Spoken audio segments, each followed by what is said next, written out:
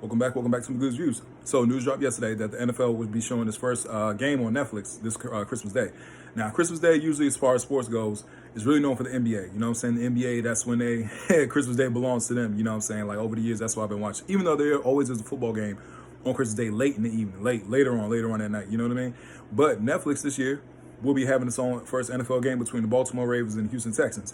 The big news is out of that, though, Beyoncé will be performing at the halftime show of that game. You know what I'm saying? Now, to me, I think this is another major move by Netflix, especially getting to the whole sports, arena, pretty much. You know what I'm saying?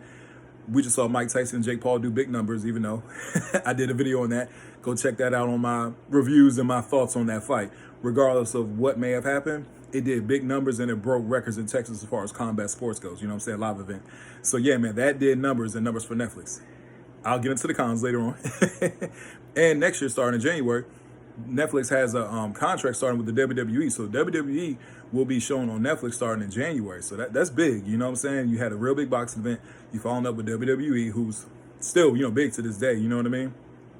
On Netflix. And now the NFL is going to have its first game on Netflix. The Netflix first NFL game is going to be on Christmas Day with Beyoncé at the halftime show. So I think that's a really big move for Netflix. You know what I'm saying?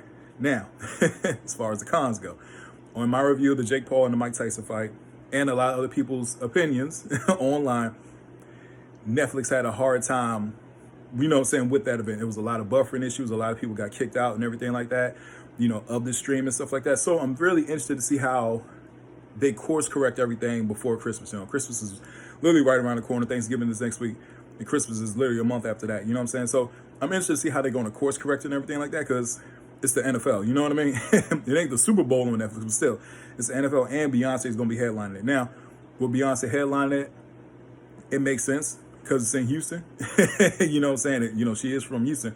And I think it's also a big power move from them as well. Like, hey, we got Beyonce. Beyonce's still one of the greatest entertainers of all time, in my personal opinion. And, one of the biggest artists of this generation, hands down. So, hey, I think that's a really big move from Netflix. Like I said, you got the Jake Paul and the Mike Tyson fight. You know what I'm saying? Regardless of my thoughts on that, now you got the NFL game with Baltimore and Houston on Christmas Day with Beyonce at the halftime show. Then you got the contract with the WWE coming in January.